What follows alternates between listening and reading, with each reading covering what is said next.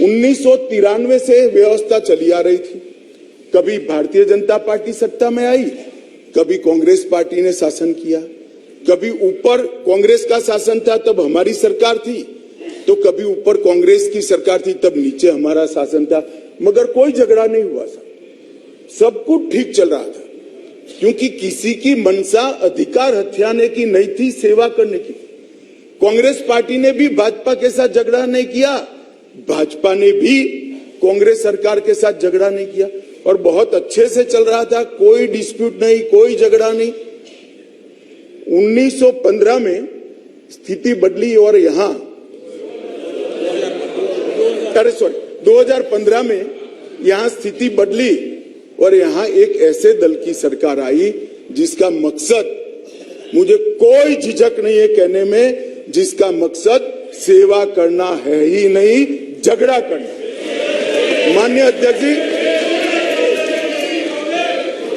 अध्यक्ष जी अनेक पार्टियों के मुख्यमंत्री रहे, अनेक पार्टियों की मिलीजुली सरकार रही, शुद्ध रूप से सरकार रही, मगर राष्ट्र सेवा करने में और जन सेवा करने में किसी भी पार्टी को कोई दिक्कत नहीं आई। मैं बाद में बात करूंगा क्या दिक्कत है वो, उसकी भी डिटेल बात करूंगा, प्रॉब्लम क्या है। दिल्ली राष्ट्रीय राजधानी राज्य क्षेत्र शासन अधिनियम 1991 के अधिनियम का और संशोधन करने वाले विधेयक पर विचार किया जाए। माननीय महोदय, जब इसको संसद के सामने मेरे साथी नित्यानंद जी ने पेश किया तब थोड़ा शोर शराबा भी हुआ।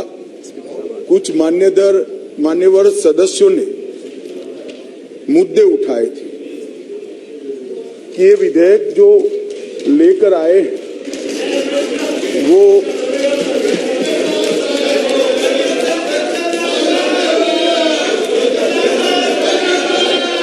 ऐसे ही सदन चलाओ तो अच्छा लगता है।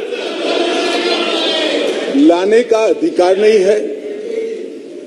संविधान के तहत संसद की कॉम्पिटेंसी पर भी सवाल उठाए गए हैं। और दूसरा ये मुद्दा उठाया गया कि विधेयक जो लेकर मैं इस सदन के सामने उपस्थित हुआ हूं, वो विधेयक सुप्रीम कोर्ट के जजमेंट के भावनाओं के विरुद्ध है। मान्यवर, सबसे पहले मैं यह दोनों चीजों का बहुत डिटेल जवाब देना चाहता हूं, क्योंकि उस वक्त जब मैं खड़ा हुआ विपक्ष का मूड सुनने का नहीं था, आज कुछ अच्छा भी मूड दिखता है। तो मान्यवर, जब तक कॉम्पिटेंसी का सवाल है,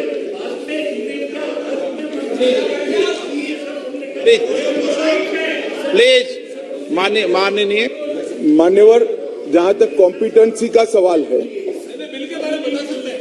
संघ राज्य क्षेत्र का प्रशासन संविधान के भाग 8 में उल्लेखित प्रावधानों के तहत आता है।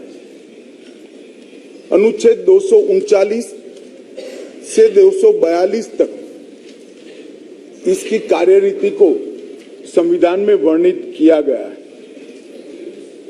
और अनुच्छेद 239 के ए में विशेष प्रावधान किए गए हैं, जिसके तहत दिल्ली विधानसभा सहित एक संघ शासित प्रदेश है। तो दिल्ली ना तो पूर्ण राज्य है, ना संघ शासित प्रदेश है, ना संघ शासित प्रदेश विथ असेंबली। क्योंकि ये राजधानी क्षेत्र है, इसको ध्यान में रखते हुए 239A में इसका एक विशेष प्रावधान संविधान के तहत किया गया है। इसकी डिटेल बात मैं बाद में बताऊंगा। अब कहा कि भारत सरकार को इसके बारे में कानून बनाने का अधिकार नहीं है, ऐसा विषय कुछ सदस्यों के द्वारा रखा गया। मैं इस सदन का ध्यान अनुच्छेद 239A 3B की तरफ दिलाना चाहता हूं, 239 AA3B बहुत स्पष्ट है। इसके तहत इस संसद को दिल्ली संघ राज्य क्षेत्र या इसके किसी भी भाग के बारे में उससे संबंधित किसी भी विषय पर कानून बनाने का पूर्ण अधिकार प्राप्त है। इसलिए कुछ सदस्यों ने जिस बात को इंट्रोडक्शन के वक्त यहां उठाने का प्रयास किया था, मेरा दायित्व बनता है, उस वक्त माहौल ठीक नहीं था, तो आज इसका मैं ढंग से जवाब दूं। मान्यवर, कुछ सदस्यों ने यह भी कहा हाथ में सुप्रीम कोर्ट के जजमेंट रखकर कि ये सर्वोच्च अदालत के आदेश के उल्लंघन कर इसको लाया गया है। मैं वो सभी सदस्यों को विनती करना चाहता हूं कि आपने सर्वोच्च अदालत के आदेश का अपने मनपसंद हिस्सा ही पढ़ा है।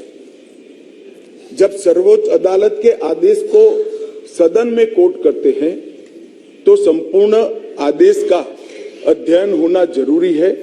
उसका दूसरा हिस्सा भी पारदर्शिता के साथ सदन के सामने रखना चाहिए।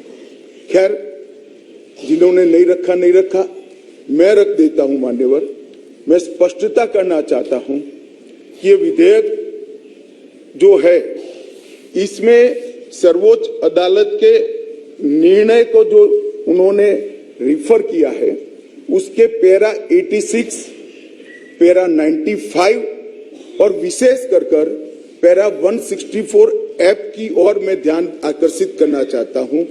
उसमें स्पष्टता से कहा है कि संसद को 239 AA के तहत दिल्ली संघ राज्य क्षेत्र के किसी भी विषय पर कानून बनाने का अधिकार है। ये अदालत ने अपने जजमेंट के अंदर बहुत स्पष्ट कर दिया। मान्यवर, अब मैं थोड़ा विधेयक पर बात करना चाहूंगा। दिल्ली शासन, इसकी एक ऐतिहासिक पृष्ठभूमि है। मान्यवर, दिल्ली की स्थापना 1911 में अंग्रेजों के शासन के द्वारा महरौली और दिल्ली दो तहसीलों को पंजाब प्रांत से अलग कर बनाई गई। 1919 और 1935 में ब्रिटिश सरकार ने चीफ कमिश्नर प्रोविंस का नोटिफिकेशन किया और दिल्ली को चीफ कमिश्नर प्रोविंस के तहत रखा गया। आजादी के बाद पट्टाभी सीतारामैया समिति ने दिल्ली को राज्य स्तर का दर्जा देने की सिफारिश की थी। हालांकि जब सिफारिश संविधान सभा के समक्ष आई, मेरा विपक्ष के सदस्यों को विनम्रता से अनुरोध है कि इस बात को जरा गौर से सुनेगा। पट्टाभी सीतारामैया समिति की सिफारिश जब सदन के सामने आई, तब पंडित जवाहरलाल नेहरू जी, श्रीमान सरदार पटेल, राजाजी, राजेंद्र प्रसाद और डॉक्टर अंबेडकर जैसे नेताओं ने इसका विरोध किया कि ये उचित नहीं होगा कि दिल्ली को पूर्ण राज्य का दर्जा दिया जाए। मैं फिर से एक बार रिपीट करता हूं, किस किसने विरोध किया था? पंडित नेहरू ने किया था, सरदार पटेल ने किया था, राजा जी ने किया, राजेंद्र प्रसाद जी ने किया और अंबेडकर जी ने भी इसका विरोध किया था। और उस वक्त पंडित नेहरू जी के एक चर्चा के हिस्से को मैं सदन के सामने रखना चाहता हूं। 2 साल पहले सदन ने एक समिति, सीतारामैया समिति की नियुक्ति की और अब जब रिपोर्ट आया है तब दुनिया बदल गई है, भारत बदल गया है और दिल्ली काफी हद तक बदल गई है। इसलिए दिल्ली में हुए इन परिवर्तनों की परवाह किए बगैर उस समिति की सिफारिशों को स्वीकार नहीं कर सकते और स्वीकार करना वास्तविकता से पूरी तरह मुंह मोड़ लेना होगा।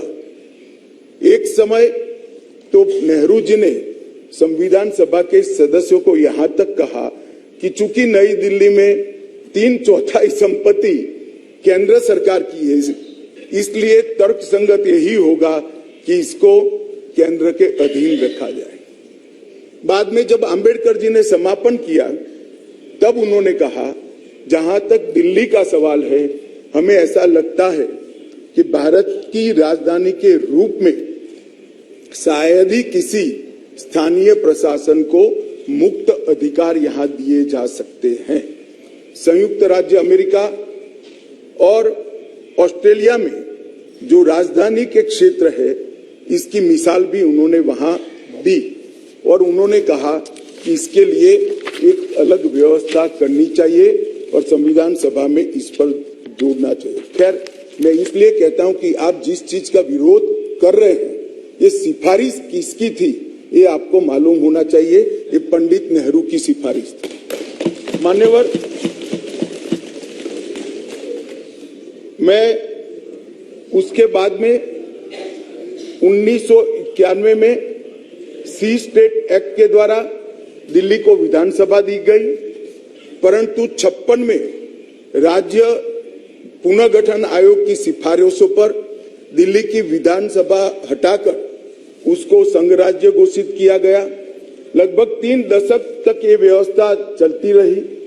87 में सरकारिया कमेटी बनी, जो बाद में बालाकृष्णन कमेटी के रूप में जानी गई, और 91 में 69वां संविधान संशोधन किया गया और इसके बाद दिल्ली राजधानी राज्य क्षेत्र शासन अधिनियम 1991, जिसमें मैं आज संशोधन लेकर आया हूं, इसको इस महान सदन ने पारित किया गया। और वही विधेयक के अंदर, संविधान संशोधन के अंदर 239A, जिसका मैंने जिक्र किया, उसमें इस संसद को राजधानी क्षेत्र के किसी भी हिस्से के लिए और किसी भी कार्य के लिए कानून बनाने के लिए संपूर्ण अधिकार संसद को देने का काम किया गया। मान्यवर, समस्या कहां से समाप्त शुरू हुई?